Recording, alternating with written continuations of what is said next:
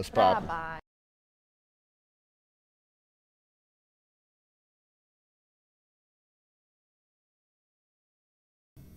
This is for the nerds, this is for the brainiacs, this what we deserve. Go ahead and play it back, you ain't gonna touch me, you not gonna do nothing, you are not above me, I bet you wish you was me, I know it, I know. What's up, everybody? Welcome to a very, very spicy edition of the Only Friends podcast. We're back Monday, July something or other in the middle of June. It's June. June God, 27th. damn, It's not July. And why every time you do the almost open, July. every It's time he does the almost- open, he always starts with, what's What? going on, everybody? He always rubs It's his like little hands together. He does the fuckboy hand Yeah, he's rub. got the Birdman looking through the window type. Yeah, like, what's going on, everybody? Welcome back. Why do you repeat yourself when you're nervous? Like, we all have our tics, man. No, man. Back What are you gonna off. be nervous for? We love you. It's not We love nerves. that. It's a calming See, mechanism. look, You there know, it is. it's like you He's rub doing your it again. hands. He's doing it again. These Like a are lemur. these are live tells. You know, you see a guy wipe his mouth. He's a little uncomfortable. You know, tug your ear. I do the ear one. The ear Yeah. one is very real. The ear one, people like, Children do it. people It's ear, a calming they mechanism. don't like it. I Yeah, do they're it. very I'll disgruntled. fidget with my earring if I'm just like, I don't know what to do with my hands. Does it actually like make you feel a little bit better, a little calmer? Just something to do with my hands. Yeah, it's- I it's- always need to do something with my hands though. Like, It feels like a distraction because like How- you're thinking about something and then you just like ear pull and you How can are you feel single? that. huh? I don't know. Everyone asks me incredible. that, and I say, I don't know. Just start advertising more. I just need to do something with my hands. Yeah. I have an oral fixation too. I mean, I have a tongue ring. Maybe you should rework your Hinge profile to just include this audio. Get some new voice It memos doesn't going. work. Something no you one should wants know to about date me. Yeah. It's fine. A random just date fact. myself. Yeah, maybe you should change that voice memo from I'm shitting and farting I didn't to make it that. That was You only know for who the I did people. see on Hinge last night? I took a screenshot to show you guys actually, but Jungleman. Oh, he's out I in keep the seeing like streets. so many poker players on there. It's just like, who am I going to see that I know today? He's busy. He is. I mean, we're gonna see the video very very soon. He is the worst Macho Man Randy Savage impersonator I've ever in my life seen. He's an eccentric gentleman. No, there's no words. For anybody who's a WWE fan that grew up in the 80s and 90s watching Macho Man Randy Savage, oh yeah, brother, snap into a Slim Jim. Jungleman's impersonation, a 2. What was that? Why is this? Listen up, everyone. Now, there may be a number of challengers here that think they've got a shot of winning this bracelet that I brought here, but they ain't nothing. Comparatively speaking, to the champ here, they ain't nothing. What I'm gonna do to them is gonna be out of this world. It's gonna be from planet Venus, Jupiter, wherever, but not from this Earth. They're gonna be lucky, very, very lucky, to escape with their knives. Oh my God, Donnie. Jungleman is ready to fight.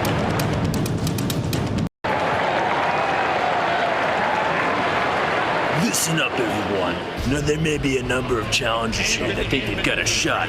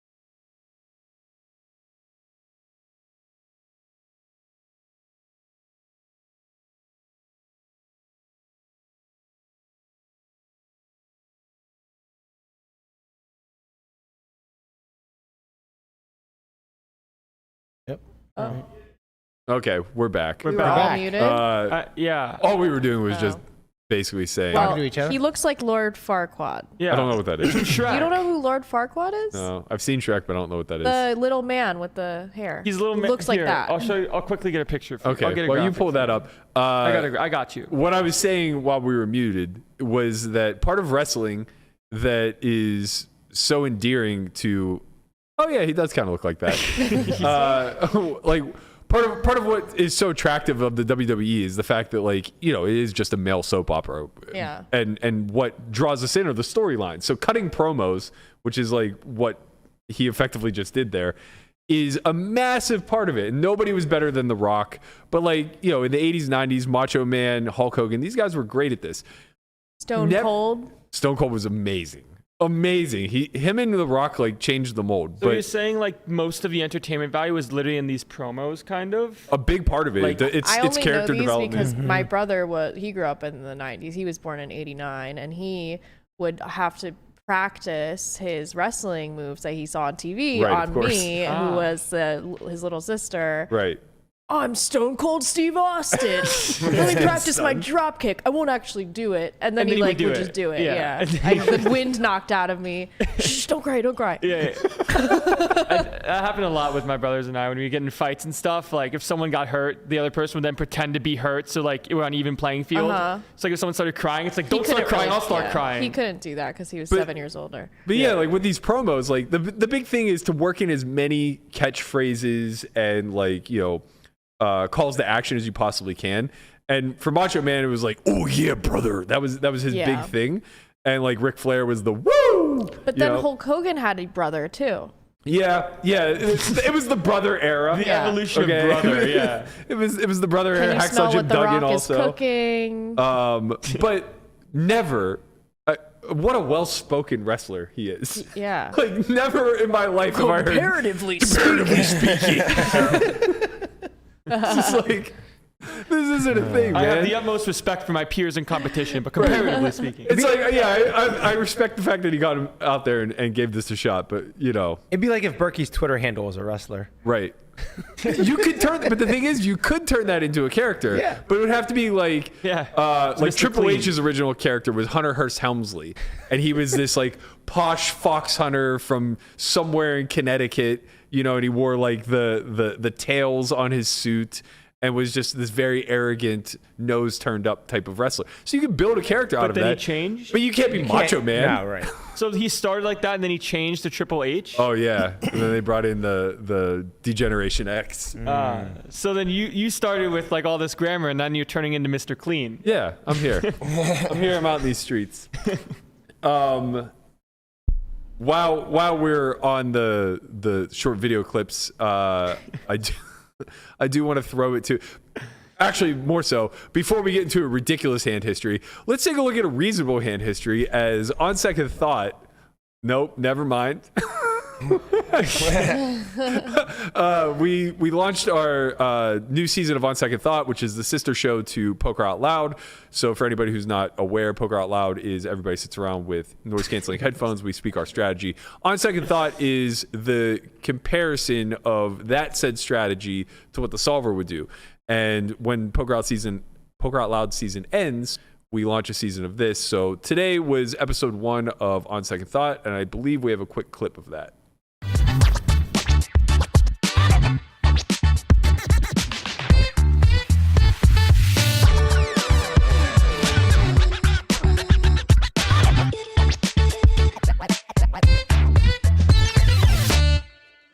The complexities of studying No Limit Hold'em come not only from the endless betting options within the game structure, but also from the near impossible task of simplifying a multiplayer game.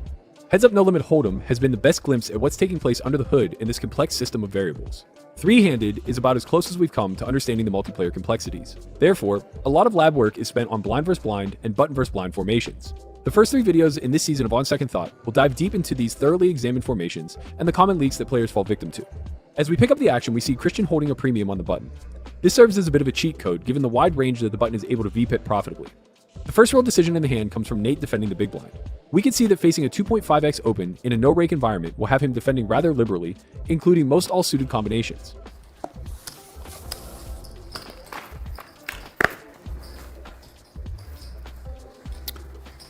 I'm never going to have a leading range on this exact board.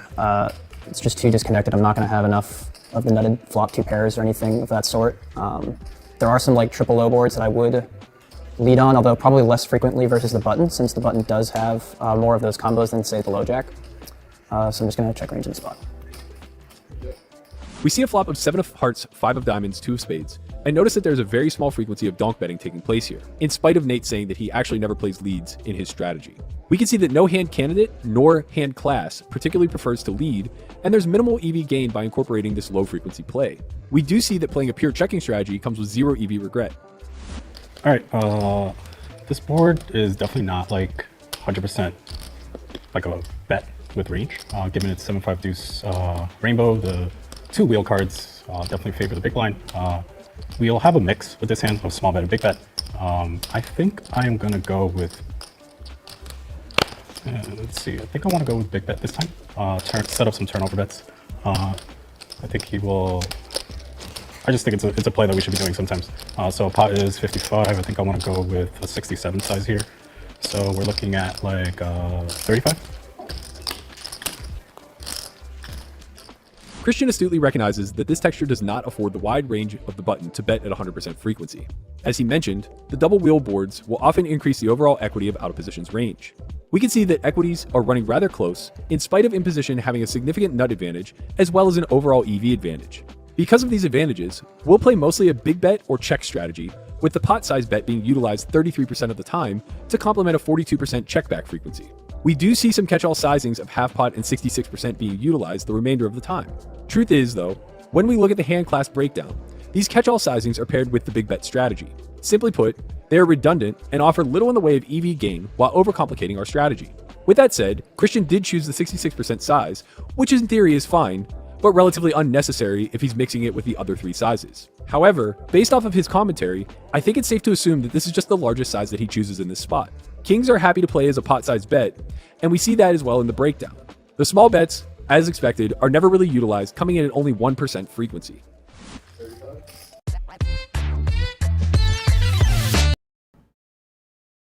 All right, hopefully you guys enjoyed that. That was a little sneak peek of episode 1 of On Second Thought. I do plan on releasing some versions of On Second Thought for YouTube as well. I think what's going to end up happening is today we're actually filming the Only Friends version of Poker Out Loud. That season will hopefully come out sometime in the next month or so.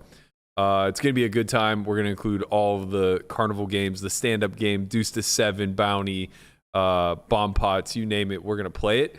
You guys are all fucked. We're playing Dealer's Choice, right? I'm so excited. I'm right in the zone right now. You guys. Yeah, are you dead. gonna wear the sunglasses? Wow. The more I think about it, the less poker I think will be played, and the more comedy I think will just ensue. Yeah, you're not gonna learn anything. I'm not gonna be talking strategy. It's not a. Nobody's gonna learn anything. It's definitely not a this. learning environment. But it's gonna be entertaining. I'm gonna that's be. for sure. I don't know what you guys are talking about. I I'm going to take you guys to fucking school and Deuce to 7. That's all. We're not playing Deuce to No, 7. dude, we're playing the 7 Deuce game. Not Deuce to 7. We said we're playing Deuce to 7. 7 The Deuce bounty game. I'm never playing again. Deuce to 7. My God. Oh man.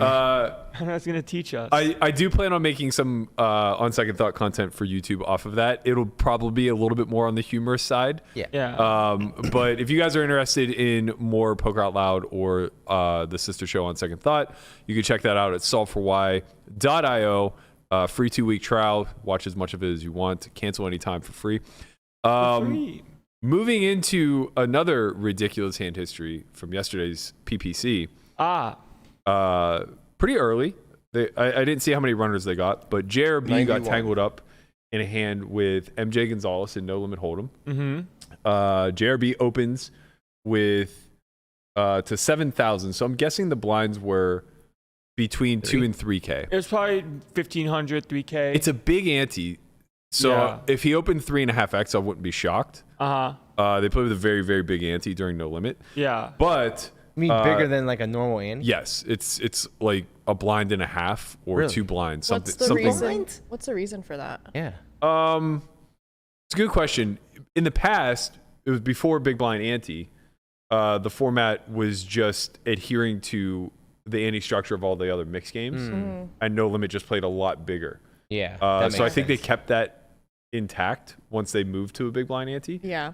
But So, I'm actually not lead positive. to a bit larger opens. Is what you're saying. If it was 1K, 2K, and he opened to 3.5x, I wouldn't be shocked. Okay. In any event, Regardless. yeah, he opens a 7K and MJ piles it for effectively 200. 200 bigs. No, well, Belon called for half the amount of 400. So Okay. JRB at 200K.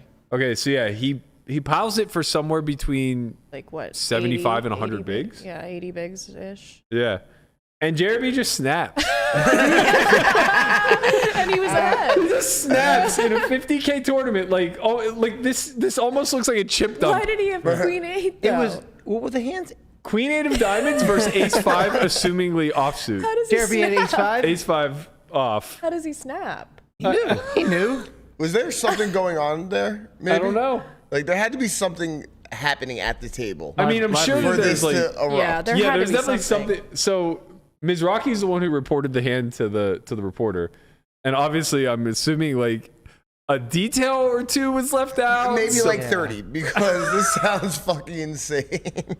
I mean, I don't know, man. I don't know. Maybe he's just like, whatever. This guy like never calls. He just rips him off with the ace. Crazy.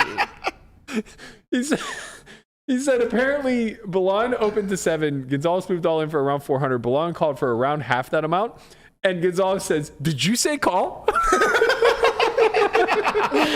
There had to be something going on there, and then I'm just like, fuck That is it. so funny. Yeah. Yeah, some live reads or something. Well, I mean, Wild. one thing that was happening was either MJ had doubled early or JRB had lost half his stack early. Yeah. Yeah. Right. So there was that aspect What to did they it. start with? That's what I'm I not think sure. It might be 250. I want to say they start with either like somewhere between 250K or 300K. Probably 300K. Isn't it always 6x of the buy-in? No, nothing's been standard for a long time. But but that like in those- particular in those event, big events, it's It's usually- 300K, 100. Yeah. Yeah. Like these other random events, that it mixes, but I feel like the bigger events, Right. like the high rollers and these, they do the 300K six. starting. Yeah. So that's a lot of big blinds. somebody in the chat said big blind was 1.5K and JRB had ace 10 off. That's way different. What? Well- That is so different. Is it? I mean, I mean- yeah, when the big blind goes down and the hand a little ring goes a little bit up, it's Yeah. still not that Well, somehow different, I the guess. stakes get smaller. If the guy in the chat's right, the stakes were even smaller than we Correct. believe, but the hand was at least a little stronger. Right. Yeah. I guess. I don't know. It seems like JRB maybe 3-bet. If the blinds were 1K 1500, it seems more so that JRB 3-bet. Well, It MJ looks like David 4-bet Baker shove. responded to Dan Smith's tweet and asking for a hand history. And it says JRB opened the button to 7K. MJ shoved all in from big blind. JRB had about 200K behind. MJ 400K. JRB snap called with ace 10 off. MJ had queen 8. Oh, okay. So ace 10 versus queen 8. blind Okay, big so it blinds. was as reported with the exception of the actual hand. Yeah. Yeah. Still absolutely absurd. Who won? JRB. JRB won. Yeah, big double. Man of the big, people. The Big queen double 8 for the man is- of the people. Broke living JRB. He's in these streets. He's not going to go broke if he keeps winning those all-ins, though. Gotta God win the bless. all ins, man. I would love to see JRB, Mizrachi. I don't know enough of the people who play this. Is Glance in the field? I want to see Glance there. Maybe he's in Chino. there. Chino. Is Chino in the field? Like, Yep. Maybe, I probably. just want to see like Conrad. We want I Conrad. want to see in there. Next year, all next of year. the degenerate old school Uh-huh. guys of the past just final table to 50K PPC. Yeah. Yeah. I just want to see them just duke it out. That'd be fun. Just slinging it, getting 100 bigs in with the ace 10-0. Just snapping. like old times. The very first, I don't know, you might be too young for this, but the very am. first time this tournament ran, I don't know if they named it after Chip Reese after the fact or if it was during, but the very first time it ran, the whole tournament played out horse, and then the final table itself was just no limit. Really? Yeah. Interesting. So it was like the final table, I believe, was Chip Reese. I don't know why I started naming names because I'm not going to remember. Yeah, everybody. right. Yeah. I and some feel other like- people. I feel like Ivy might have been at the final JRB table. might have been there. No, I don't think It's so. not definitely Freddie. Freddie's. I don't think Freddie was there. Ali either. Alezra. No, I think second place ended up being he was a part of the MIT blackjack team. Name name is escaping me. I was really counting on Lamanna, and he's looking at me with dead eyes. I have no idea. Anyways, No Chip idea. Reese and some Anyway. people. Chip Reese ended up winning it, but Andy Block? yeah, Andy Block. Oh, Andy Block. Chip Reese ended up winning it, and I think they named the event. But really weird to play an entire structure of horse and then just like They move just into a switch- big bet game. And they did that specifically for TV. For TV purposes, yeah. Obviously, the championship's changed a lot since then, though, because they have a lot more big bet games involved, right? It's kind of like a 50-50 mix of limit. Like I know some Hot limit, people no in the limit. field that are self-proclaimed not great at like some other mixed games, but they're really good at no limit and PLO. Yeah. Right? They're good at the big bet games where Yeah, like yeah. you can make back a lot of value. Is Deuce is Deuce to sevens in there, I think. but is it no limit? I think it's triple draw. Okay. That changes things though for the big bet players. If there's Yeah. only 2 big bet games, I think that of a 9-game format, you're probably not doing great. Mm-hmm. Yeah. But you know, it's nice. Yeah. Gambling. Gambling. Classic high stakes gambling. You love to see it. Yeah. It's crazy how much this buy-in too isn't what it was just 5 years ago. What do you mean? Because of inflation? Yeah, it's like small. There's 91 people in the field. I don't think that's happened. Like, Yeah, that's huge. yeah, that seems. Dan pretty O'Brien big. played this one year. Did he? No yeah. way. Yeah. Yeah. What? How did he do? Did Not he win? well. Not well at all. Does he even know all the games? I don't. He dabbled. There he is. He also played because of the big blind or the big ante format. He We thought really it gave need to an get edge. him on one day. Yeah, He'll be for on. sure. He'll probably be on like end of the series, maybe. He's coming for the main. Going So for the main. We can maybe, talk about our maybe we main can get him event. in here. Main event hopes and dreams. How I'm gonna win the main. How I'll sit next to you and say, "No, you'll probably be out like day one again." Yeah, you're right. But yeah, like I think it's the actual inclusion of so many high rollers that kind of like lessened the importance of this. Not the importance. That's not fair. I think for everybody who plays mixed games, this Yeah, is the mecca. It's like the most prestigious event you can win. Yeah, but also, Foxen just won a 250K for 4 million-ish. 4.6 Yeah. million. Yeah. Pretty Yeah. fucking dope. Respect. Shout out to Foxen, man. Wow. Foxen. Shout out to Foxen. Round of applause for Alex Foxen. I don't He know how got I it did done. it. He got it done. He got it done. I don't know how I faded this bracelet bet. You're so lucky. Yep. Well, sort of. Isn't it in similar events? Yeah, we mutually had to play played. mutually played. Yeah. So the aspect that would have made him a big favorite is if it was just a straight up bet, because he's going to play a bunch of small field high rollers and I'm just not. Yeah. And also when we first made the bet, he was like playing mixed games, and He played mixed I wasn't. games? Yeah. Foxen does. Wow. He I knows don't know if he everything. plays them well, but he played them. Sure, he was but I really mean, still, bracelet hunting. respect. It's not easy. When we made the bet in 2017, I was coming off my second year of 7 figures worth of cashes and MTTs, and had like 6 final tables over a 24-month span. And Foxen was like fresh on the scene. So my hand to mob was like somewhere in like the 4 million-ish range, and his was like 400K. And I was just like, I feel good about this. Our angle's on my side. Like, I'm gonna do.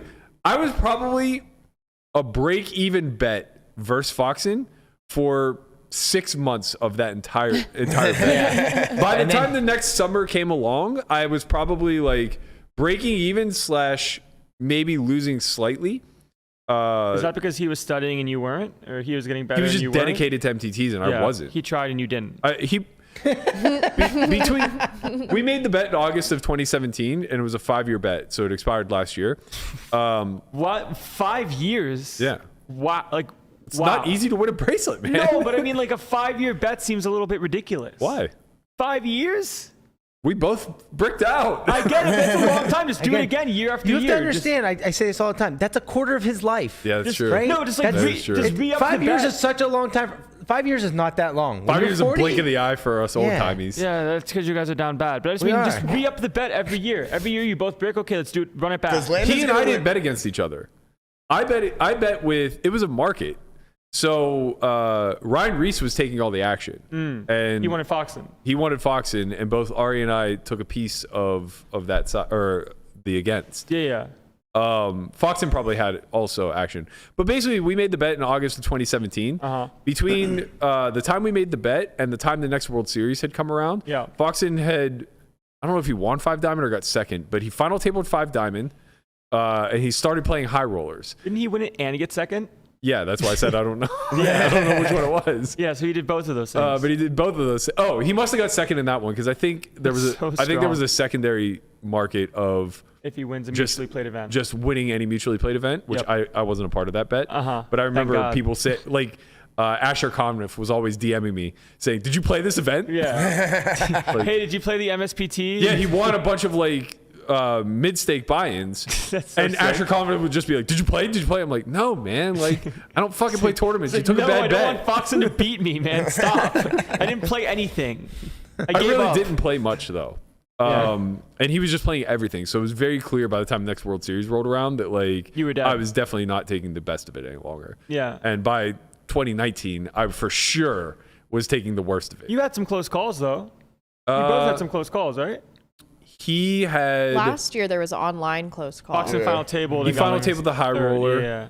I final tabled 2, 3. Oh, my God, you did. I final tabled 3. You did. You got like an 8th and a 7th. Well, yeah, but they're mutually played. You probably played them. One was in Pennsylvania, the two in Nevada, right? I got 7th and 5th, but they were both in Nevada, so he probably played those. Oh. I got 3rd in PA, yeah, which he didn't play, so it didn't matter. Yeah, that didn't matter. Honestly, they shouldn't have counted. We couldn't foresee that, though. The online series? Yeah, we didn't realize that there was just going to be a year where there were like, 30 events to play. Yeah. 30 online. bracelets every day online. Right. Didn't matter anyways because you didn't win. That's right.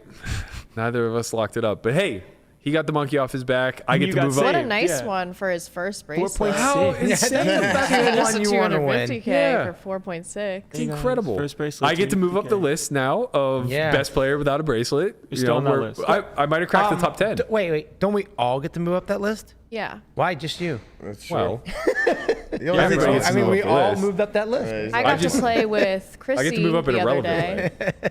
How was that? I got to play with Chrissy the other day. You met your hero. Yeah. Loved her. Chin says never meet your heroes. I thought she was great. Well, I remember... You busted her, that's why. You fought the set. I fought the set. I mean, it's not like I outplayed her, really.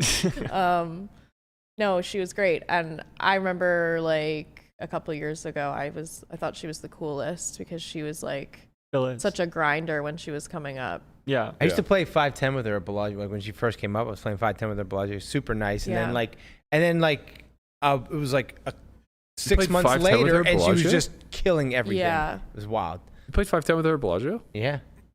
Oh, she didn't live here. I don't know. She We played with her in Turning Stone a bunch. I played, like, this was like when I first started dating Michelle. It was probably like 2015. Oh, okay. So she was like already dating Foxen. No, she was dating German guy. His name is escaping me. Oh yeah. This is right around when she final tabled the 10K 6 max. I remember. Right. Wow, sick tournament, 10K 6 man. Yeah. Yep. A lot of stuff going on. We're already halfway through the Everyone's series, saying man. that 5 years starting in 2017 is still active. Well, until August 22nd. But you guys didn't mutually play that. So Matt didn't lose this bet, yeah. we didn't mutually play, but it definitely expired last year. Anyways. Maybe it was only 4 years. I don't know. But 18, 19, 20, 21, 22. Yeah, I guess it must have been a 4 year. God's bad accounting. Fortunately, he didn't play the 250K or else he would be losing. No, not bad accounting. It must have just been a 4 year thing. Let me check. Bad accounting. He's gotta go crunch some numbers real quick. Oh, just check my DMs. Crunching some numbers. So we're already halfway through the series, maybe more, right? More. We're like 3/4. Halfway was Friday. Halfway was Friday. Halfway was Friday. Crazy. And I'm taking a week off. Really? What are you doing? Poker out loud. No, I think the next event I'll play will be the $1 Million Bounty and the main event, staggered. You can play them both at the same time, right? You have to. You basically have to. What do you mean you play have the to? mini main and the main? You can play both, right? I think so, but mini main is like once the main event's already. No, it's right in the middle of it. I just checked. It's like day 2 or day 3. No, I mean like day 1. Day 1 and day 1 overlap? Maybe not. I don't think so. Yeah, I'll recheck, but I'm actually pretty sure that Brian is somewhat right here. I'm always somewhat right. Somewhat I'm pretty right. sure There's it either starts- right or not fully right. right about It's anything. either right I think or it starts wrong. before There's July no 3rd. somewhat right. I think it starts what? Before July 3rd. It can't. The 1K. The mini main, July 1st. One's main July event. Hello, my name is 1A. Conrad. I'm July always right. 1st, mini main. Yep. And then And then the main starts on the 3rd. But why would they put the mini main up against the $1 Million Bounty? Yeah, that's weird. Because it's The mini main is on timing of- Friday and the $1 Million Bounty is on Saturday. There's only one day for the mini main? But there's Day a bunch one? of days for the $1 Million Bounty. So Yeah, it looks like kinda there's makes only sense. one. Right, but 'Cause no, it doesn't. Yeah, it's just a. If there's one starting day for the mini main, The mini main Then smaller people this can year. bust and go play people the $1 can Million bust and go play the $1 Million Bounty. They're only having one They're day. having like Yeah. 4 or 5 Yeah, it's just starting one days in flight for the mini But main. the $1 Million Bounty and it's also overlaps 30 minutes. the main. I mean, it's like. Yeah, I mean, it sounds like the mini main is not same. a good tournament. Yeah, It's not. that's It's the not thing. up against. It's not up against the. It's just a 2-day event. It's gonna probably end in 3 days. Yeah. It'll maybe start- 3. It's I gotta 3. tell you, It's a it's- 3-day event. It's not very mini main like. No, it's not mini main. Well, it's actually mini main. How long are the levels? They're 30-minute levels. You start with 60,000. Right, so it's the in mini chips. main turbo edition. Yeah. Yeah. Yeah, not interested. Yeah. Playing the $1 Million Bounty, and then if I bag, I'll play the main the next day. Mm-hmm. If I fail to bag, then I'll play. I guess it would be the last day 1A, or would it be straight reg into day 2? I can't recall. Anyway, the way the overlap works is you just keep playing the bounty until you bag, and then you immediately play the main the following day. Yeah. Got it. Straight reds is 50 big blinds? For day 2? Yes. 75 or 50, I can't recall. That's still a lot. I think it's 75. It had been 75 in the past. Yeah, I don't know, last year I think it was 75. I don't know if the structure changed this Yeah. year or not, but Probably You 75. talking about the main event? Main. yeah. I don't like that. I We would, know Tortoise. I would really hate to reg day 2, but I think the $1 Million Bounty is going to be like a really sick event.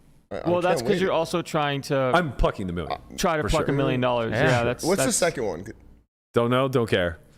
I'm getting the I'm the million, prize, so- baby. I'm the prize. That's the reason. Cue Dan O'Brien. That's why you're not gonna pluck it. That sounds like a Actually, for disaster. and this isn't true. This is called manifestation, and I'm a professional at this. So Right. You Tell him, are. Connie. I mean, you are. when I walk into the motherfucking WSOP, How did you to pluck the my bounty 25K on day bounty? 2, Tell us your process. How did you pluck that 25K bounty? You just kept saying it. well, first, For a You did backstory, keep saying it. Conrad played the Orleans Bounty Tournament last summer. After he had like run up heaps of money, and incorrect. earlier in the year. No, it was, and then it was Yeah. after you had started to run it down. Yeah, so he ran it down. I had $0. He I ran it literally down had to you already ran it $500 to my name when Right, I right. registered this. Fires his last 500 in the mystery bounty, bags, and the big bounty was 25K, and he just comes home and goes, I'm plucking the 25K. Shows up the next day. I had 12 big blinds. Shows up the next day. Somehow runs it up enough to bust somebody. Gets one bounty. Walks over to the thing. Plucks 25K. Busts the tournament and goes home. Yeah. The best part about this thing is I came in with 12 big blinds. I didn't run up anything. I was the 11th person to get a bounty. I literally just knocked somebody out that had like two. You like 2.5 knocked big out somebody blinds. with 3 bigs. Yeah, basically. Send him home. I Bro, fuck, yo, I would does have this loved to see happen? that hand that you we called need him this. with. I need to find the video of this. how does this Somebody happen? needs to send me the video of me plucking this fucking. Oh, was man, a I live remember odds. seeing it. He was I never so saw it. sure he was gonna pluck it. I It's ran so around weird. fucking Orleans and let everybody know that they couldn't He's get sure this about a lot. bounty. He's sure about a lot. Yeah, of that's things, true. You've you also know? been sure about a lot of other He's things. sure that, about like, a lot of didn't things. happen. You know, if you say you're gonna do it, at some point you're gonna do it. At some The- point it's the gonna- live odds yeah. in you getting this bounty was probably like 0.01%. Listen, I don't care, Mr. Curmudgeon Jr. There's no curmudgeon. There's no curmudgeon. I It's don't just- give a fuck what you think your live odds Statistically- are. I am going to manifest the millie just like I manifested the 25K. What if and somebody that's else it. wants to manifest it? Yeah, I what don't if someone give a else fuck is what you guys manifesting want. it? This isn't your world. This is my world, and you all play It sounds it, like all right? narcissism. A little bit, Yeah, a little what the fuck's bit. wrong with It you sounds like guys? we have a budding narcissist. This is Sounds Ready like Player we have One a syndrome. full-blown Yeah. narcissist. Yeah, we get it. Main character Conrad gonna Yeah. pluck the Yeah. mystery bounty. We're all a bunch of NPCs. Right. That's right. As long as you guys know, you'll be all right. She don't know. The chat I'm actually has a good Conrad. idea. They said we should do a main event draft similar to like what Brew did Oh, last Brew year. did where you pick people Oh, and then that'd you be cool. snake draft. Yeah, we'd have to figure out a way to do it because obviously the spirit of Brewers thing is he's betting against. Yeah. As opposed to like betting. Well, so we can figure it out. Okay, I have we do a like quick fantasy idea. style. I have a quick We all idea, pick 5 right? people. We each pick 5 people, but we snake draft it. A min cash is worth like X amount of points, and then like Yeah, we deeper just do tiered fantasy system, style. and then final table's worth. And What then we do is fantasy. we use the price points for the 25K, and then we use like bonus players that we can pick. We like just 2 or pick 3. random people. We don't need bonus players. we Well, can just pick I 5 just people. think Pick 5 it's- random people, and they're not we worth make, different We make it things. so we have a amount like yeah, he's saying that salary. you could price them. We That sounds Well, like a lot he's of saying work. a snake draft, No, which it's you would already do. priced. Everything's already priced. But like, No. What if I want someone that's not on That's there? what I'm trying to say. Is you wait a second, we pick 2 or 3 bonus players that just aren't on there. So we pick 5 players from the 25K price point. Right, he's saying rather than being a limited list of bonus players, like everybody could just be a bonus player. Yeah. Because So we're you have, not like, actually submitting to Call anyone. like you have like $100, like chance is still worth 33. So somehow we just get Chewy for free Yeah. Wait, Right, oh, sorry. Anybody on that list can't be a bonus player. on the bonus player list. Oh, Chewy's Chewy's not a bonus player? Yeah, Chewy's not on the list Yeah, at all. he's not on the list. At Oh all? shit. No. This is why I just like you just pick 5 people and then yeah, like yeah. everyone gets a free for all because we just snake draft it where first gets to go first and last gets to go last and then first. Yeah, I just think 5 is way too small for a 10,000 person field. Okay, pick 10 people. Yeah, I'm not poo-pooing your idea. I think it's fine. I just think like we should actually like come up with like a full team. Yeah. We should give them like positions. You know, like maybe that's what we do. We draft Just like a football team. yeah. Types. And Yeah. it's like, you know, we have the min casher, we have the long shot. Yeah. Do The we give min them cash. each like bonuses, like plus like Yeah, multipliers? maybe, honestly, I'll sit down and Yeah. I'll try to like gamify this maybe and like come up with Yes. slots that you have to draft for and they're worth like different points. Yep, Y'all each know- one gets like So you have like multipliers the or something. captain and it's worth like a 3x multiplier. Yeah. Then Something you have like the a long DraftKings shot. thing. This is what they do on DraftKings. They have like Yeah. a Yeah. captain Yeah. mode or And, something. and we know how good you are at games, Matt, because you hand drew all of those games when That's you were right. 7. He is a game maker. He's a basically gamesman. game designer. We'll do, yeah. I'm gonna design it so like the long shot slot will be like maybe like a 10x multiplier. Yeah. But their Hendon mob has to Under be like 100K. Oh, I like under it. 500K or This is something gonna like be a that. really I like fucking it. cool thing. Yeah. I think we can make this fun. Yeah. and then Uh, people can submit their own and then, Then we can just start- they can win a prize. Yeah, And then like, we can I'll collect tweet it the out. rake, Maybe we and can then we turn can it be into like rich. something bigger. Collect the I'll rake, let you yeah. guys know this vig on this. Don't you guys think this shit is free? You know, if you tweet, Yeah, there's gonna be a vig on this contest, one Matt's way or busy another. using his game designs for free. Now Yeah. you're gonna It's start gonna using go them for profit. towards the fund for keeping us from being homeless. Right. So, thank you is to save us guys. from Thank you homelessness. very much. All right, let's get into the shits. There's actually quite a bit to talk about news and notes wise from this past weekend. And honestly, like this is one of those things where it's like we could just completely look past all this stuff too and not bring it up. But I think there are kind of more nuanced conversations underneath the surface that are worth exploring. Or we can bring it up. Yeah, so we're gonna bring it up because you know what else? What the fuck else are we gonna talk about? Yeah. Literally nothing. We don't think about what we're going to talk about, so we got it. So the first thing that happened was during the 5K 6 Max event, Kitty Kuo and K.L. Cleeton were seated at the same table, and there was a bit of a mishap. And maybe I'm being a little bit reductive calling it a mishap because it turned into something much bigger. But basically, the dealer made a few mistakes and dealt in K.L.'s assistant, which is his father, more than one occasion. Kitty, who is known to be very short-tempered and maybe a little bit impatient, I'm going on secondhand tells here, both from K.L. and the report, but basically was upset about this, called a floor over, and asked them to remedy the situation in some way, shape, or form. I believe she suggested that K.L.'s father should sit behind him rather than to the side of him. And they thought that was unreasonable. And I kind of lean on their side where it's like, this is already tough enough, right? To have somebody assisting someone else who can't physically do it himself. Mm-hmm. Let's not make this harder by having him like reach over and, Right. Don't make it awkward, right? Yeah. Like do a better job dealer at the end of the day. Like if you're the floor person, that's simply what you say, like deal to the stacks, do a better job. So it seems like it could have been kind of much ado about nothing. I guess Kitty was moved shortly thereafter to rectify the situation.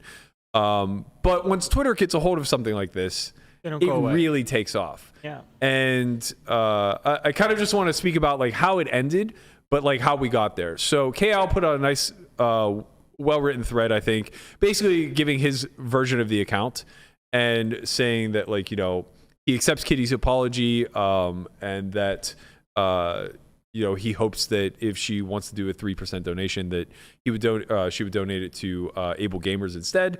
But the key thing to zoom in on here is that he's basically saying that, like, he shouldn't be asked to do something differently with regard to being assisted because a dealer made a mistake. Yeah. And I think that that's kind of like what Twitter, in its angry pitchfork way, kind of missed out on here. So what we're not showing is a lot of the tweets that stormed in once the news caught wind that Kitty made a stink about this.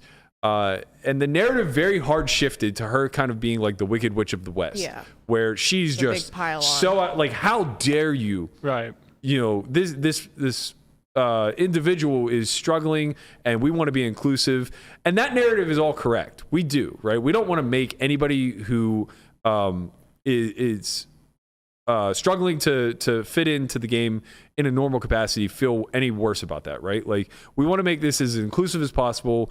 We allow him to have an assistant. His dad's great about this. You know, I know them both. I've met them both. They're wonderful people, and in no way, shape, or form would any of these mistakes have been by their intent, right? So it's very clear that we have to demonize something whenever we empathize so much with one side of the story. Right. Someone has to be the bad guy, right? So to speak. And unfortunately for Kitty, because she's so curt, because she's so blunt and straightforward, she took the brunt of this, and in a very heavy-handed way. I thought that there were a lot of opportunities, a lot of shots that were just opportunistic. Yeah. Right?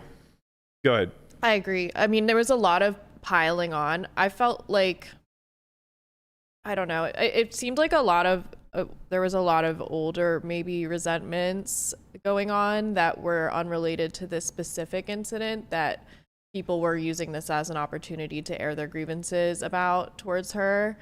And it's just sort of like, okay, I mean, yeah, that's maybe not productive. Yeah, maybe a private I mean, conversation should be had about your past resentments and not, you know, have that be part of the dog pile. Right. Kitty obviously has developed quite a character in her social media persona, but like, for those who haven't had the experience of playing with her a fair amount, what may not be obvious to most is that she too, I'm sure, feels very unwelcomed in a lot of gaming scenarios, right? Her English isn't the best. Mm-hmm. And yeah, she's been a vet of this game for the better part of a decade. Yeah. But that acclimation process could not have been easy. No. And I'm sure early on, people were a little bit empathetic to her. But just knowing the way that Americans are kind of treated in foreign environments, or even more so the way that I've seen Americans treat people who come in, like, it happens all the time live at the bike. We'll be playing with a table that is literally half Chinese. Mm-hmm. And the English speakers get so upset when they're speaking Chinese back and forth to one another. We're on camera. Yeah. They're not cheating. Right. There will be a native Chinese speaker watching this stream that if they were cheating, it would be the biggest scandal to ever have. Like, don't be so insensitive, right? They're having a hard time acclimating to an environment that you're forcing them to be rigidly adhere to your standards, right? So I think a lot gets lost in communication, in the sense that I don't want to speak for Kitty, but I imagine that a big part of her acclimating to this is speaking universally to the rules. That's the one language that everybody can understand coherently, right? Yeah. The rules are black and white. They're there to protect everybody. And for her, it's like, if a dealer continually makes a mistake, well, this is going against the black and white nature. Something should be done to correct that. Right. And it's really like not, I mean, it's possible the dealer would have made the mistake whether there was something different happening at the table or not. I mean, I was at tables where the dealer was just always skipping the seat 8, like for some reason, just never dealing him in, and we had to that guy. re-deal the entire time. He's like, "What am I, invisible or something?" Yeah, and I mean, like, don't get me wrong. Like, I don't want to come off as defending Kitty or defending her behavior. It's important to balance it because there was so much like. It was so polar on one side. It's like, A, I wasn't there. I don't know if she was rude or handled it poorly. I'm only hearing second and third hand accounts. Neither does most of the people commenting on Twitter. They weren't there either. Of course, not. And like say things. Right, and like the only other first hand account is K.L.'s, and he didn't really phrase it in a way where he was like off put by the way Kitty spoke or her tone or anything like that. So I don't know, right? I don't know. Maybe she was out of line, maybe she wasn't. But I guess the bigger point that I'm trying to make is that we should be empathetic to both of them for two very different reasons, but also a reason that they can kind of relate to, right? Yeah. It's very different why they both struggle to acclimate into this climate, right? But they both do share that in common. And I know for a fact that having played with Kitty, she comes off mean at times. She comes off curt at times. She comes off abrasive. But like, it's always with a grain of salt. You know what I mean? Like, she's like the type of person that I would struggle to be offended by because she takes it just as well as she gives it, kind of thing. Yeah. And yeah, maybe she's not very sensitive to like K.L. struggles in this particular instance, and we should condemn her a little bit for that. Right, that's reasonable. But holy shit, did we make a mountain out of a molehill? That's what people do. People just find something to get mad at and then get mad at it. Yeah, I mean, and that's the thing is that there were like a lot of like past grievances like being brought up and stuff by some people who have known her for a while, and it just sort of became like a character assassination instead of just focusing on the singular issue. Yeah, that's kind of why I wanted to bring it up, because truth be told, they seem to have reached an amicable apology and an acceptance thereof. Yeah. And I believe Kitty tweeted that she, outside of just apologizing, she was going to offer a 3% free roll to K.L. or to Able Gamers, as well as like any coaching for anyone interested from the Able Gaming community that wanted to play. So, whatever. All's well that ends well. But I thought it was something notable to highlight because I do think it's one of those things where we can get so wrapped up in self-righteousness because it's so obvious to everybody that K.L. did nothing wrong. Yeah. Right? And when that's true, we just stop looking at the other side of the coin. Yeah. And, really examine how out of line Kitty was as the second party, or if she was at all. And, what could potentially have led to that. So I feel like a little bit of empathy and grace should be demonstrated to both. I'm glad that they reached a public solution where both seem to be fine. And I hope that, moving forward, there's a little bit more thoughtfulness put into these scenarios before we just absolutely character assassinate somebody. And the other reason why I really wanted to bring this up is because it leads us into what happened with Negreanu, right? We're hearing it firsthand. So in the 250K, for anybody who's under a rock and hasn't heard about this, you're raising your hand, Conrad? The rabbi's been, he's been Conrad's just been in a cloud of smoke since Thursday. He's been in the synagogue. So D-Negs busts the 250K in an annoying fashion. Not a beat that none of us have ever taken. It wasn't a one-outer. Backdoor he got it all in with 10s versus Queen 10 suited for like 25 bigs. One spade on flop, ran out spades. It came King 9 high, one spade, turned 7 of spades, river, some other spade. Versus the turtleneck master, David Peters. Yeah. And, it's one of those things where it's like, I'm guessing he was in for 2 bullets. Yeah, he was. So now 500K. Yep. His summer's been going very poorly. Yeah, he's stuck a million. Who has been winning this summer? Everybody who gets a bracelet, I guess. Yeah, I guess. no one in between. No one. You've only won if you've You guys gotta talking about you gotta have a bracelet the or you're tortoise poor. is just cruising along. Tortoise you know, has that cash sweet, here, sweet little cash ROI. there. Tortoise is the only Getting your fingers wet and everywhere. Yeah, I got a few more buy-ins. I might play a few more events than I didn't think I was Yeah. going to. Yeah. Sugar Mama's gonna buy the action. Yeah, I got Sugar Mama just buying up all my action. Yep. Must live in the dream. Living the dream. So Living that dream. you know, from Daniel's perspective, or I guess from the optics of what happened. You know, he busted in this annoying fashion. And for what it's worth, for context, there were still like 27 people left. David Peters actually busted like 2 people later. Yeah. They were very far away from the money. This wasn't like It wasn't a stone bubble. this wasn't a Brewer scenario where like he just bubbled the Ace King versus the Deuce 7 or whatever. the 10-6 or the 10-4 or whatever the fuck it was. Yeah. The 300K. So he put a lot of importance on this hand because he probably felt like a lot of his summer had been riding on it, right? It wasn't the dollar amount, it was the opportunity cost. Yeah. Getting ejected from this event meant he will no longer be playing for $4 million and he would have to now incur a $500K loss, right? Remaining in the event means that he has not accepted this $500K loss yet. The dream's not dead. And he still might make money, right? So obviously, like, it's petulant. Let's call a spade a spade. I'm not going to be a Daniel defender on saying that, like, this is a good look by any stretch of the imagination, right? He smashed a piece of his own equipment in a public arena while cameras are rolling. He's the biggest thing in poker by such a long shot, right? How he carries himself has weight. People are going to make judgments off of that. People are going to judge his character off of that, rightfully or wrongfully so. Yeah. There's a lot of responsibility to being in the spotlight. He acknowledges that responsibility all the time, and nobody is more gracious with the spotlight than Daniel. 100%. But these are some of his shortcomings, right? And everyone has them.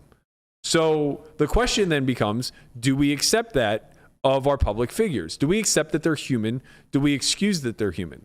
Before I kind of answer that, I want to just draw a parallel to other competitive arenas and why I think that, like, this human aspect of it isn't as inflammatory as we may believe it to be at first glance. So not that poker is a sport necessarily, but it's a competitive arena. Yeah. And if we look at any professional sport, we see these outbursts of emotion all the time. Yeah, people throw helmets. People throw, like, they sit down and, like, throw break a towel their tennis down, rackets. McEnroe. McEnroe is for. Yeah, I mean, there are famous athletes that are adored by all who just had tempers, right? Yeah.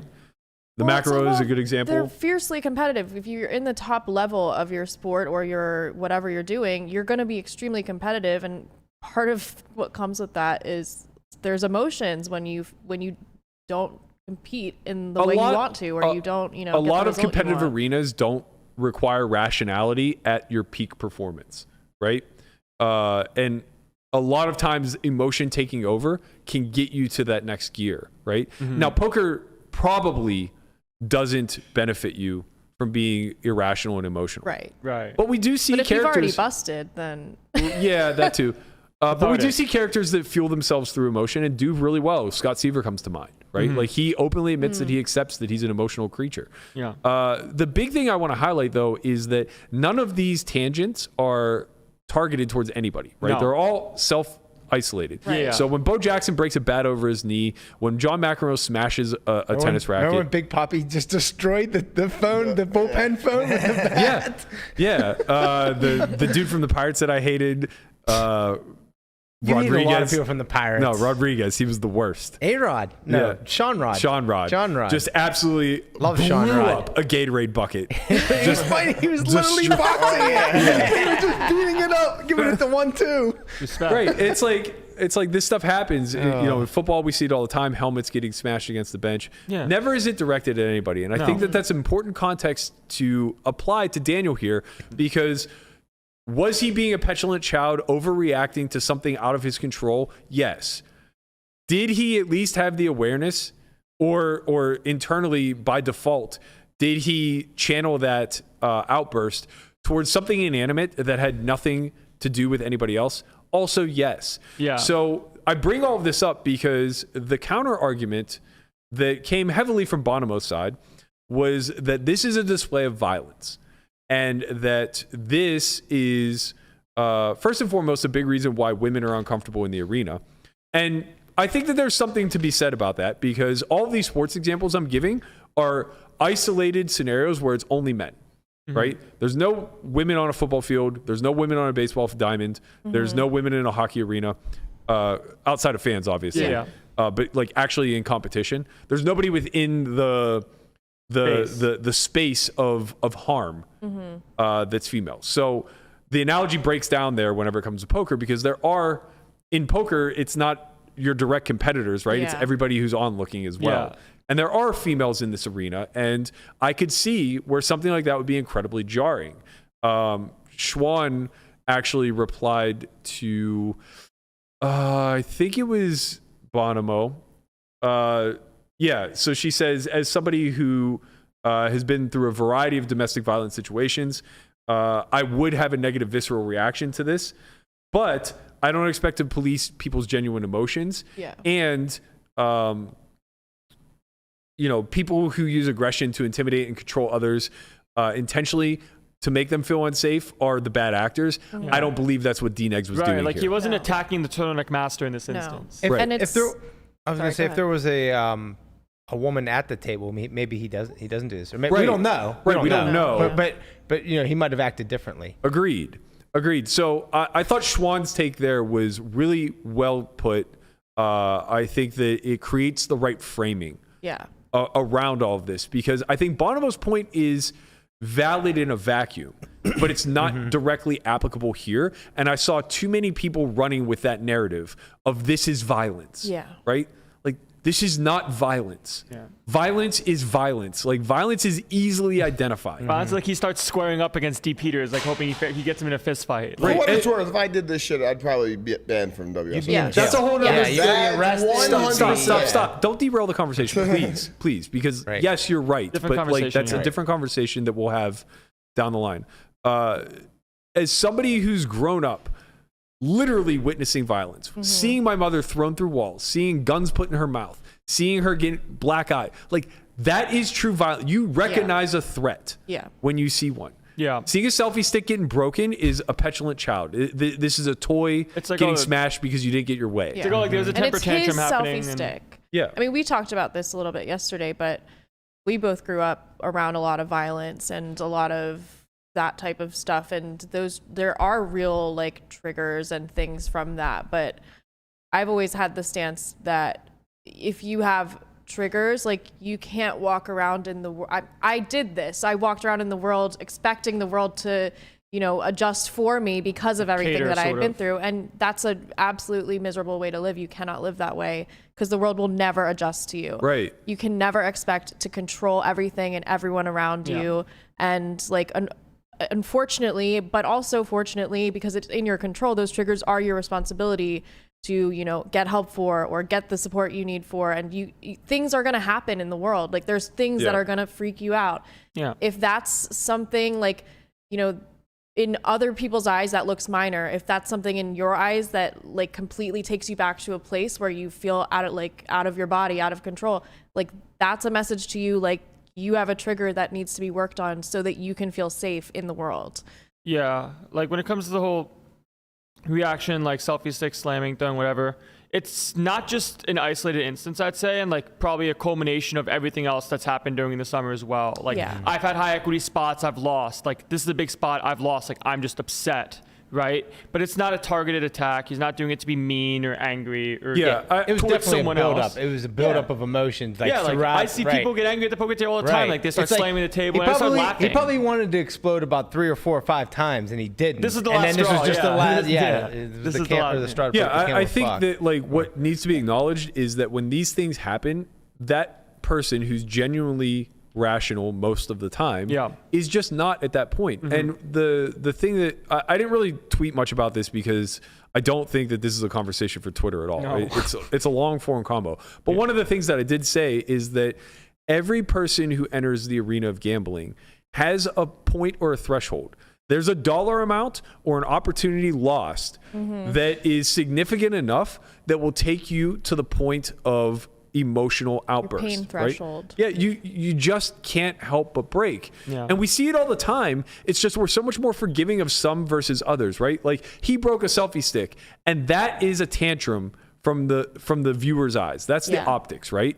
So we shun it. We judge it heavily. Right. We're like, oh, and that's somehow bad. we make these mental gymnastics to equate it to violence, right? Mm-hmm. But had he cried, that's suddenly noble. Yeah. Mm-hmm. Why? They're both outpouring of emotion, right? Right. I think that they're both completely fine. And the other thing is, like, there was a lot of talk of, had he done this privately, then it's fine. And all you're basically saying is that as a human being, you're not allowed to be your authentic self if in any way, shape, or form it alienates another human being. Yeah. And Bonomo went so far as to say, like, if obviously he was being hyperbolic, but he basically said, like, if I thought tying my shoes would upset 10% of the people around me, I would never tie my shoes in public. And it's like, okay, like, this is overcorrecting. We can't be that, like, Melissa's point is so valid, and I thought Schwan did a great job of articulating it as well. It's like, the world will not overcorrect for your sensitivities, right? It's just very unfair. Like, maybe I'm not comfortable seeing a grown man cry in public. Are you going to not cry because of that? Or is he a bad person for crying? Yeah. Because, like, no, that's a me problem. And I'm sure that, like, even in the instance of, like, the stuff getting thrown or whatever, like, no one was within range of getting injured. Like, there was never a target. Right, because if that were the case, that'd be a different story. It'd be the violence. problem is also this is done in a moment of emotion, and like you don't know if there's somebody behind you. So like if you're saying this is emotion done in emotion, then you're breaking this selfie stick and throwing it behind you, and you don't know who's there. You don't know anything. You didn't see the video, huh? You didn't see the video. He didn't throw it blindly. But anyway, even if what you're saying were true, he would have those ramifications to deal with. Right. Nobody's excusing the byproduct of emotion. Yeah. Had he murdered somebody in a fit of rage, he would have the ramifications to deal with. He would not be a poker star anymore, correct? But we could all say that we at least theoretically could understand emotion bubbling over to that point. We don't like, I would never want to present myself that way, but I understand. Right. Like, you're not the one that has to live with these consequences, right? Has Negreanu made a statement about this at all? Yeah, but it's terrible. His take is terrible. His I vlog didn't today see it. was terrible. Like, Daniel deserves a lot of criticism, but he doesn't deserve it. He doesn't deserve it to the point of being called an abuser or being called violent. Right? Yeah. His take today on his vlog, I debated on bringing it up or not, but it was basically just an ad hominem attack on Bonomo. And that's the problem, is that Bonomo is actually making good faith points. Right. They're extreme. They're overly sensitive, in my opinion. I mean, they are good. They're coming from a good place, but I really agreed with what Liv was saying, that it's extremely infantilizing, that he's just grouping all women together and saying, well, women are going to feel unsafe. I'm sorry, but men also have domestic violence triggers. Yeah. Like, let's not section that out either. And it's not just about like it's just no one elected you as the female protector. Like, we're not all agreeing that this is, like, you know, I don't like being, the take isn't the same. I don't like being grouped together and infantilized by someone who is not qualified to be, like, the speaker of all of us. It's very annoying that happens. Yeah, I think we do this too much in this community as a whole, because on average, it's a high intellect community. On average, it's a progressive community. On average, everybody is putting in some level of work to be better. But the problem is that it comes off so incredibly privileged and so incredibly pompous. You would think that it's like a kindergarten teacher, like, protecting his kindergartners. It's like, we're not, like, beneath you that you need to, like, group us all together and protect us. Like, this is just, it's not helping. I truly don't think that was his intent, though. I think his true intent was to frame it in that way in order to perhaps have a guy who would never consider those things think differently about it. The problem is, your point is correct.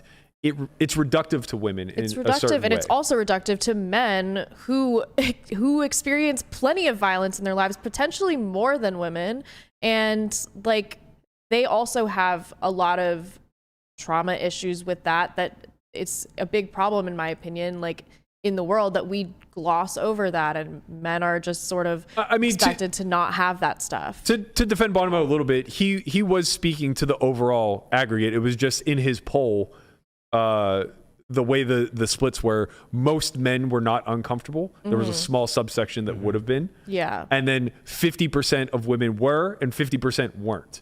Right? So it becomes easy to highlight the marginalized group that has the larger number. I mean, for what it's worth, I didn't even see the poll, so it's probably like there's a little bit of a sampling bias here. No, for sure there is, but I want to add better context to what I think his intention was and what his message overall was, because I don't think that he's wrong necessarily, and I don't think he's doing that poor of a job. I think it's the messaging that needs a lot of work. Yeah. And that it's so forced when, effectively, like as a society, we've come to the belief of like, if the majority believe in something, we'll kind of accept that as a societal law, so to speak. Abortion being a great example. Like, I don't want to get into the Roe v. Wade, but obviously I think everybody with a rational brain is on the side that this is a disaster that's been overturned, right? And the reason for that is that the simple majority of Americans are on the side of Roe v. Wade, right? So as a society, we have accepted this is a common practice. Now, the minority voices have gotten loud enough and positioned themselves politically enough to overturn the majority. That's a problem. That doesn't happen often, and that's where our government begins to fail us, right? The same thing holds true whenever we're talking about social standards, so to speak, and how you carry yourself, your conduct, your public conduct, whatever the case may be.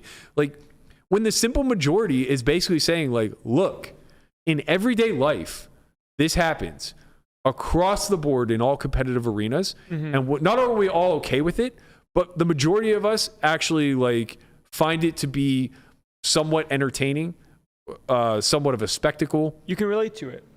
Somewhat, some can relate to it, some can't. The point I'm trying to make is that it's very clear that it's a small fraction that take issue.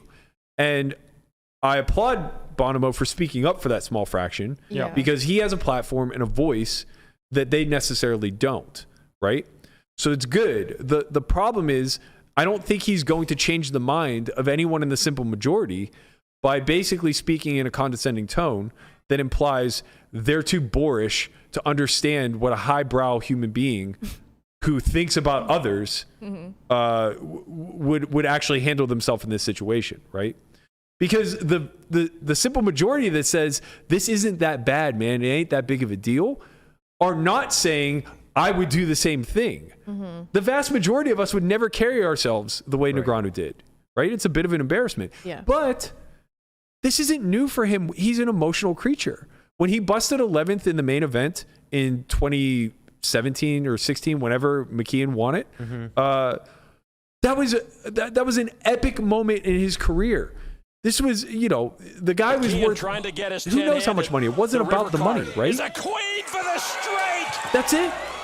And he cuts down Daniel Negreanu. Hi, Joe. Just laying on the ground. 11, 14 years ago, just like, 11th again. It's relatable. Negreanu visibly Young Joe shaken. McKeon, back when he was happy. Good luck, man. That is as much an outpouring of emotion as throwing a selfie stick is. But we absolutely adored that moment, right? Because it's innocent and it's so relatable. Like that picture. I think the photo of him falling onto the ground won a GPI award, or at least it was nominated for one. I didn't even know this happened until now. Yeah, no, it was like such an epic moment, and for everybody who is on the side of like, it's not okay to throw the selfie stick because of what it does to onlookers and yada, yada, yada. It's like, okay, but at that same juncture, you watched a man crumble to his knees basically over the turn of a card where an opportunity was yanked away from him and you related, you empathized, right? So what you're actually pouring out against is how a human being demonstrates an emotional reaction now. And that's not for us to judge. Barring any sort of like real damage being done, we should just accept to some degree. Yeah, I think, and also I feel like there's an important line to draw between him and, because I've been very outspoken against the types of outbursts that Hellmuth does, and to me, there's one big distinction is that a lot of the Hellmuth outbursts don't really seem very genuine. They're kind of putting on a show that's just sort of out of line. They're also directed at other people and or the building, burning the building down. He's attacking specific people. But when it's a genuine emotion that you see, like they're actually feeling something in that moment because of that opportunity that was ripped away from them. Like, to me, I appreciate seeing the genuine emotion that people have, because I feel that too, and at a much lower level. So knowing that it's still okay to have like feelings about. In my opinion, this was an opportunity to crucify Hellmuth, not Negreanu. It was an opportunity to show, like, yeah, this is petulance, but it's not aimed at another human being. Yeah. This guy, however, is a verbal abuser of his opponents.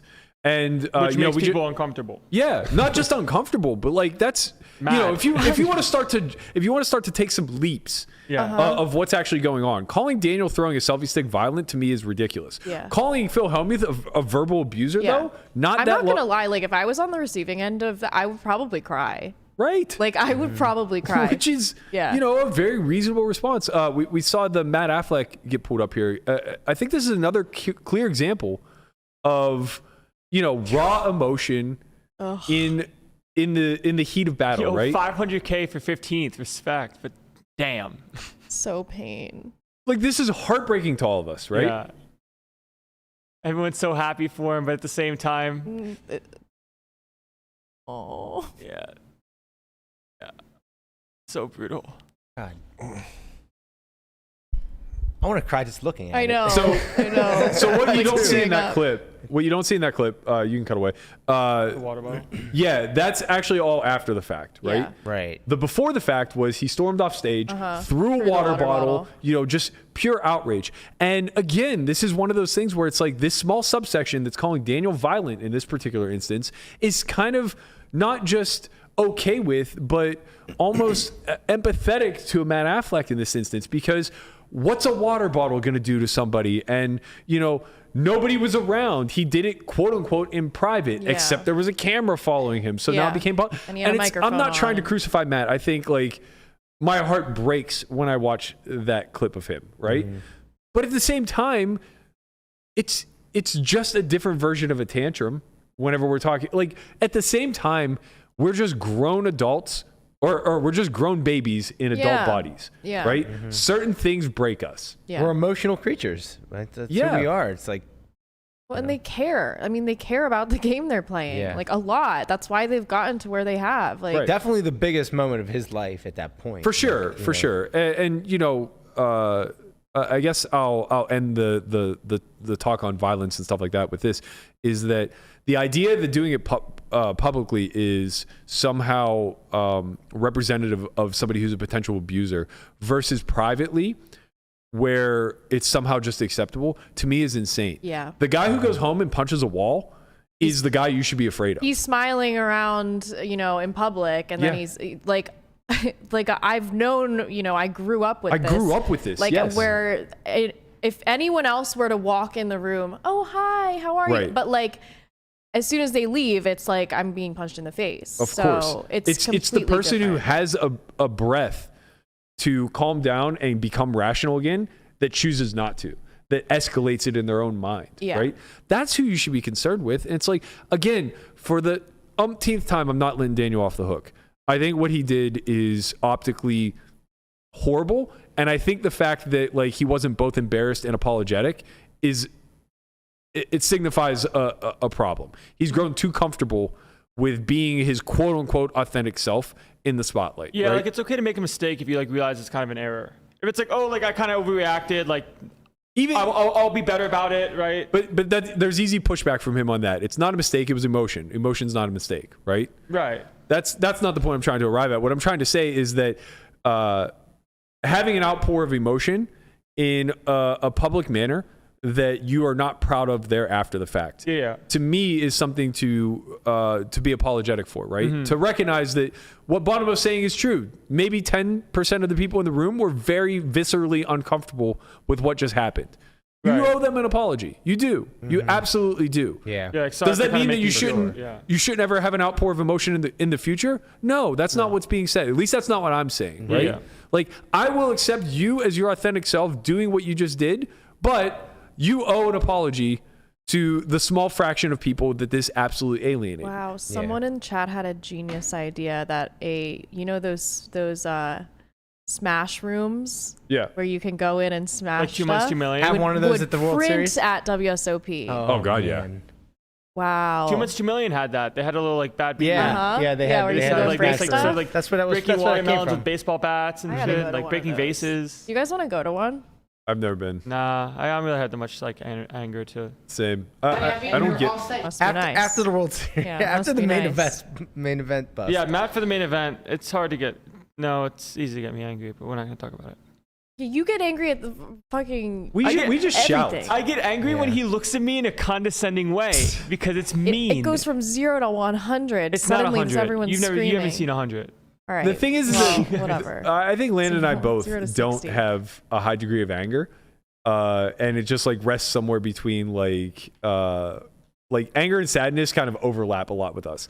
So like our expression is not punching things or hitting things or anything like that. We just get loud. We get very loud. If you bust the main event, say like 115th this year, you might smash something. I busted like 190th last year. Yeah, well, 155th. This year's different. Bitcoin was a lot higher back then. I like throwing stuff. I think he'll just like curl into a ball and cry for many days. No, that's the thing. Is like I don't really ever reach the extremes. I don't really ever cry. I don't really ever get violent. But like I rest somewhere in between where I get loud and shout. Yeah. Or I'll pick an argument.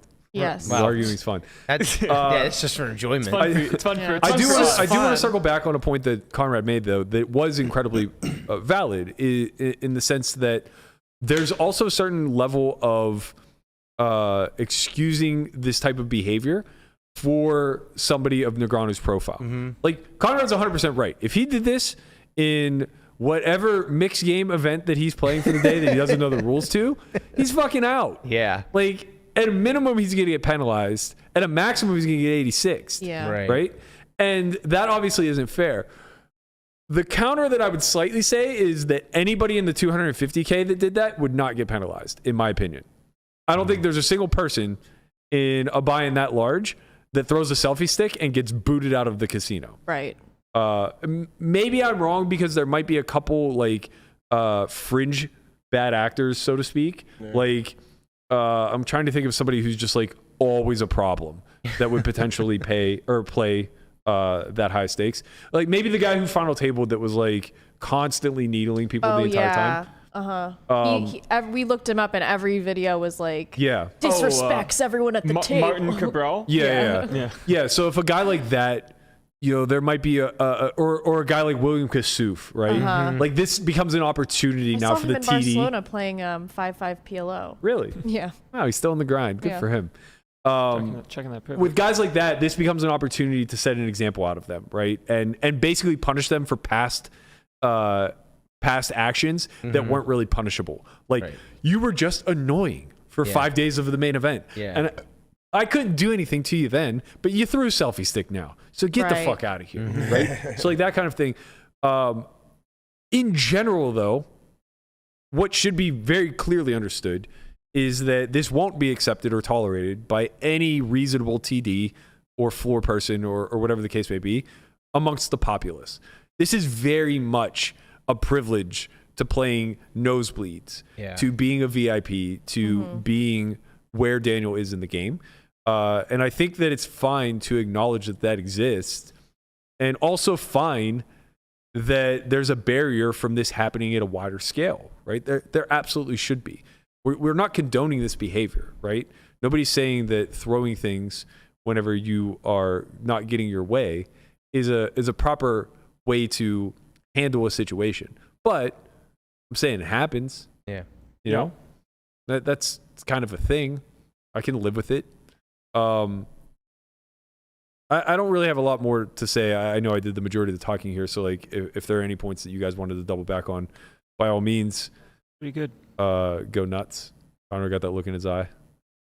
No, not about this. Oh, go ahead. What? He's thinking about that Deuce to 7 tournament. Mm-hmm. No, Papa, can you pull up Veronica's? Why? What is What this are like an we emergency? What set is this? up for Is this here? an emergency update? Well, we have a friend that's deep in the tag team event. Oh, Chin? Christian Soto, yes, Chin, and he What do you do? he just doubled up, but Veronica took a video of him while he was sitting at the tag team event, and Jeff brought up a very good question. Yeah. I just wanted everybody to Okay. see. I'm excited.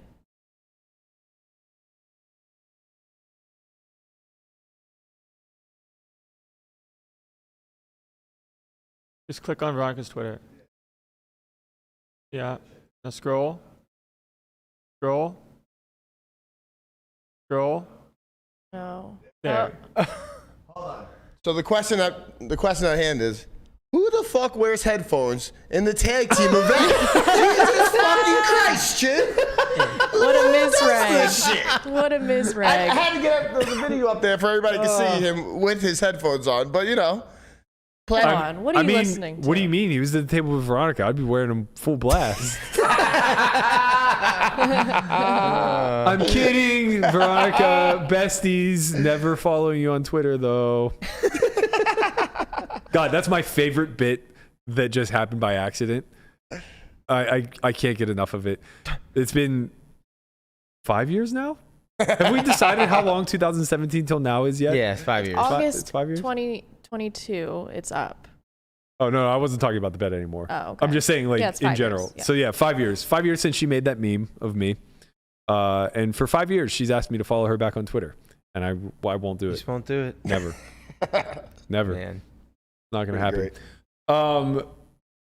I saw something in the chat. Who said it? Efro said, in form of punishment, doesn't it stand to reason that Bonomo is making a good point, saying that Negreanu should incur some small penalty so that this doesn't happen in the future? Basically saying, like, by this going unpenalized, a certain precedent is set. Yeah. Again, Reasonable point. It's valid, but I just think that, like, no one in their right mind thinks that they're on the same level of operation as Negreanu. Mm-hmm. Like people are not going to think that, like, there's no consequences for themselves. Just because there wasn't any consequences for Negreanu. They don't look at that and think, like, that's so cool or anything. Some you know? do. Some probably do. And some probably do consider themselves to be a big enough name or a high profile enough pro that, like, this and they is. think that's so cool that he did that. But also, it's just like, okay, so, like, someone else in the future maybe throws a selfie stick. Like, what's the how does this play out, right? Yeah. Like, if a chip gets thrown at somebody, like, I'll be the first one there condemning this human being. Like, if somebody, you know, has a visual outburst where they are harming people around them, either with words or with actions or whatever the case may be, like, burn them at the stake. Yeah. You know, like, get a hold of yourself, man. You're a grown up. It's like, this guy's out here. I don't want to sound like an Negreanu apologist because there's so much about this that I don't agree with, and I hope that I've highlighted that throughout. Enough. But it's also just like, this guy's doing hundreds of hours of vlog footage throughout a summer where he's getting torched for millions of dollars, and, like, you know, he wanted to throw a selfie stick. Maybe it was to dramatize things. Maybe it was for the vlog. I don't give a shit. All I'm saying is, if Hellmuth is not getting punished for what he does, then no, absolutely not. I think that's because a really... What Hellmuth does is a lot worse. That's also much more likely to be emulated is the verbal abuse that other players for that's why it's so playing much bad worse. against. He's attacking other people. horrible. He's verbally abusing Yeah. other people, which is completely separate from what Negreanu was doing. Yeah, So if he's not getting penalized, then no. Right. I agree with you wholeheartedly. I said it before, I'll say it again. I think this was an opportunity to shift the narrative to really crucify behaviors similar to Hellmuth's rather than to take this isolated incident and make the leap to violence. Curiosity question. Yep. How many people do you think have been banned from WSOP that have done less than Hellmuth?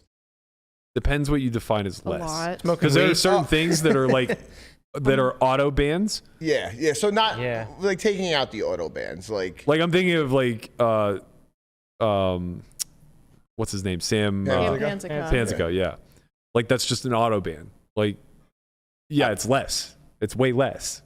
Right? But you just can't say that shit. Before weed was legal, like smoking, everyone used to smoke in the Rio parking lot, and they caught you, they could just auto ban you. How many people People have even been like banned from WSOP? Like a handful, right? It's not a lot. It's not like 50 people, right? I mean, I'm sure there's been. Yeah. I mean, I'm sure there's 50 people, Yeah, but of not known and not for Sure. small. Well, I was actually just asking from WSOP because a lot of people are banned from Caesar's property. Like Sure. people are just banned from like that casino and Sure, entity, yeah. but I like just mean like known people in the community that we know are banned. Like, you besides- know, I mean, the guy there are a that lot of published- examples of this. Jungleman must have been like 2015 or 16, was in Bobby's room, lost a pot, and just winged a whiskey glass against the wall.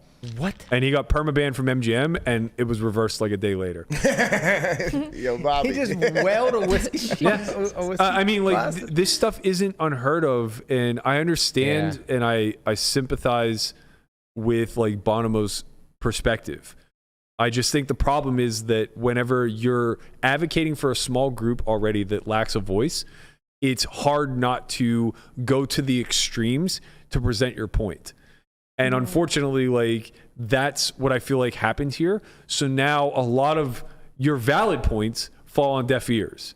And I don't think that that's ever going to change, right? Like, it's really hard to sway. This is why politics is such a weird game where the least qualified are often the biggest winners because they're great at swaying public perception a tick or two in the direction that they want them to go. They're charismatic, they're smooth, they're very careful with the word choices, and they toe the line of the center without going hard radical one way or the other. I don't know, man. Like, I want to see a lot of things change in this industry too, but especially having grown up like in an athletic world, I don't want to see people stop being humans, right? Like, I don't want to see sports turn into some robotic competition between people where the outcome doesn't really matter anymore. And all that matters is that they execute the strategy. I don't want to see poker go that way either. Like, we can't, on one hand, complain that there aren't enough personalities, and on the other hand, absolutely destroy the ones that exist. Yeah. It seems, I don't know, man. I just think we shoot ourselves in the foot so often whenever we take these really nuanced, highbrow approaches to a problem that, like, of all the problems that exist in poker, this isn't it.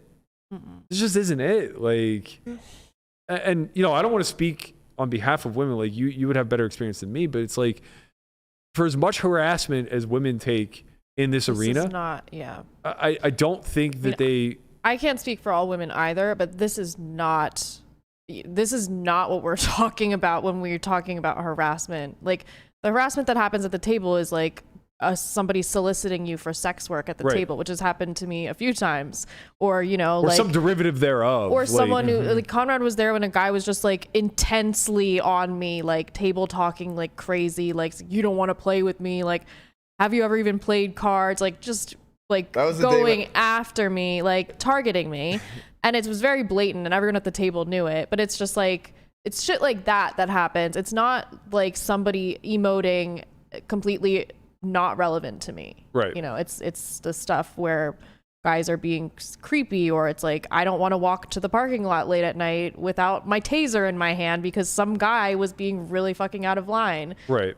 So it's shit like that. It's not Negreanu emoting because he lost a hand. I think that, like, you know, they would say that, well, this is only one derivative away from that type of behavior. And maybe that's true. Like, I certainly am not going to pretend like I know nearly enough. But I don't know, man. Like, just as a culture, and by no means do I think our culture gets it all right, but as a culture, like, there are just certain behaviors that are rather innocuous, and seeing people show emotions, it just doesn't mean anything to me. If, you know, like, this happened last year in the ladies event, where Bunny was being threatened with a penalty. Yeah. Because she was having, well, I don't remember all the details, so I don't want to speak too much on it, but it was something to the effect of her having some sort of outburst. I believe it was because Poker News wasn't reporting on her. But in any event, she was like, shouting. And it's like, do I think this is appropriate? No. Do I think she should be kicked out of the WSOP? No. Like, do I think that this even deserves a one round penalty? It depends. Who's she shouting at? Well, yeah. If it's at the air, right? No. If it's at a reporter, yeah. Yeah. If it's at the other players, yeah. Yeah, it's because it's directed at someone, not because she's being outwardly emotional. Like, I just don't care about that. Like, it's weird we accept crying and not. I don't know. I just see this intertwining between sadness and anger, and maybe that's just a me thing, but I think that there should be outlets to express both, and it certainly shouldn't be going home and kicking the dog. Right. Because I would assume in this case, like when it comes to the difference between like sadness and anger is like when you cry, that's internal. Right. Like you're internally like expressing stuff for yourself, whereas sometimes when you're angry, it can sometimes be taken as you taking that aggression or whatever you're feeling out on someone else, I mean, which could be jarring. That's the big difference is that a lot of people will, not a lot of people, but in instances where people act out of emotion in a way that's harmful to someone else is not because of crying. It doesn't start with them crying and being, sulking. It starts with them getting fired up and angry. People say like, don't yell at me, not don't cry at me. So so they'll see it as like, if someone was like in a traumatized state or something, they'll see it as it's coming. Like this is a precursor. Right. Here comes the force of anger from someone else externally. Right. Yeah. All right. What are you guys going to do today? We're going to eat and then we're filming. We're all together spending the day today. together. I'm What gonna do you walk mean? downstairs, set up the table. What the fuck? Go get some food and then come back and Unfortunately, film. there's no $600 deep stack in your future. This is true. Yeah. I'm out on that. I'm so sad. So everybody's next event then is the bounty? Yeah, it seems that way. What's Are you Tuesday? playing? What? Well, let me Whatever check the Tuesday is. schedule. I don't know. Check the I was schedule. looking. I'm pretty sure it's the bounty. Well, for me it is. Landon and I are Bounty. playing. Okay, so it is June 27th. Tuesday and Wednesday, Landon and I are playing Poker Out Loud for the sub-site. Okay. Yep. You can go Today to we're playing Poker Out software.io to Loud watch that. for YouTube. Tuesday, the 27th is, or the 28th is the Super Seniors event, Melissa. Oh, so you can I'm see playing that. Sweet. Okay, so I'm playing that. Yeah, anyone? I got a couple DMs about the seniors event, and I totally forgot to respond. Hey, But Grandpa, slide But on I in. do want action in the Super Seniors. So if you are also playing that, let me know. Wink, wink. Okay, trying to get some action. So Wednesday is I want to get my ladies beak event. wet. Ladies event Wednesday. Oh yeah, you're playing ladies, events. yeah? Yeah, I'm in the ladies, Ladies event Wednesday, and then there is a Super Turbo Bounty on Wednesday. That sounds like a Conrad themed How event. much is it? Ooh, that sounds fun. Ooh, that's me. Are This you is sure you're this looking is at the the right Conrad days? themed event. Yes. No way. Yeah, it's Wednesday, in June there. What's the 29th. buy-in? I saw that. I'm the Wednesday- happiest person in the world. I Okay. thought I missed the only one. I would like to continue. No, that's all that matters. Conrad fired up, dude. 1,500 Super Turbo Bounty No Limit Hold'em That sounds Freeze Out fun. Fucking starts let's at go. 1 p.m. I want to play it. Wednesday, January. I think that I'm June gonna 29th. play tournaments this week. Okay. Well, I am. I know I'm By gonna. the way, play. you should Thursday- collect your money from Chin. Thursday is the 3K Freeze Out. Thursday. Thursday is the okay, 3K so that'll be Freeze the Out. next thing I play And then then. Friday is also the mini Turbo. main. Is it Well, they don't call it one. but 30 minutes? Yeah. God damn. No, day one's 40 minutes. 40 minutes. Okay, no, 40-60 is fine. It's 40. Oh, it is 40? Yeah. It's 40-60 structure is Okay. Start fine. with 40K chips. I take that back. Okay, so Thursday 3K will be the next event we all play. And by we all, I mean me and Landon. Yeah. Melissa will be in the ladies event on Wednesday. We'll be winning the ladies event. Winning, weenie. I will not call off a jam after she says, "Ooh, good time to get these with ace jack suited." Listen, I go, well, in theory, it calls call. Just use aces. you know She what they, literally what just they told me. say? With age comes wisdom. Yes, You're I getting will wiser. not be calling that this time. Yeah. No, Next- auto click call. Next Thank event you. for all will I'm actually be excited. the online 500 tomorrow. Tomorrow's an online 600, but we're playing Poker Out Loud, so you can win that as well. You can win 2 bracelets in a week. Yeah, Conrad can I'll see play you guys it. later. You can see Conrad's eyes right now are just massive. We should all buy a piece. He's I know, it's like he just took a took a hit of crack just hearing the super turbo.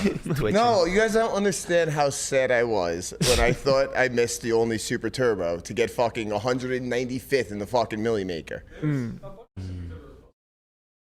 Okay. Listen, Conrad. Conrad, your time is post-main event. Yeah. Post-main event is the Conrad series, the Conrad circuit of gambling. Sweet spot post-main event. Lot of turbos. So you gotta tell me there's fucking life left in this. Yeah. So my legs are still fucking moving. we're halfway, man. We're You're not trying done. to tell me I still got track to run on. The rabbi has legs. The Take rabbi a look has at that legs. post-main schedule. You'll be happy. Listen, I don't look at schedule. I show up. I know that's true. What do you got? What do you got for me? You clearly don't look at schedules. Welcome to the cage. I'm like, what do you got for me? You clearly don't look at schedules. Put me in it. Because if you looked at schedules, you would know that the last half is his half. Yeah.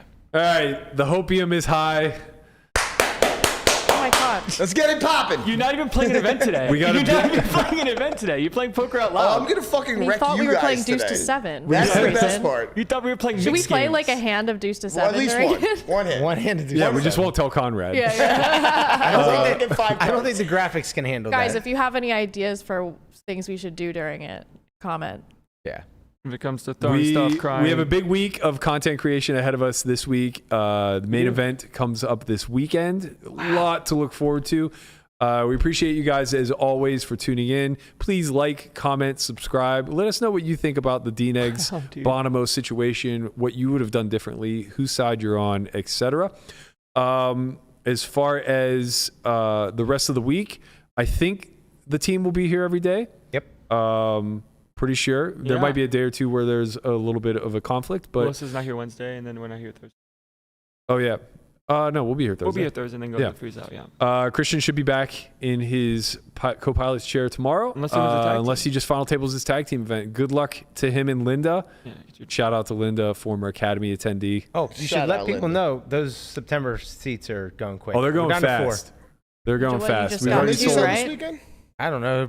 I keep getting emails of people buying these seats. So if you want to come to the September Academy, you better get to academy.solveforwhy.io. Sounds like it's popping. It's Get on popping. it. Bro, it's main event weekend. Main event? No, bro, it's Monday. Relax. Yeah, relax. We'll get to the Monday's hype not later this next week. week. Come on. We'll get to the Next hype week. later this week. I'm going to create a draft game for us all. It's going to be great. You're gonna handwritten. He's been so excited about this Look whole forward to time. that later in this week. We'll be back tomorrow, same time as always, 11:30ish. Thank you guys so much for being patient with us. Times 12. We'll see you then. Peace. Bye.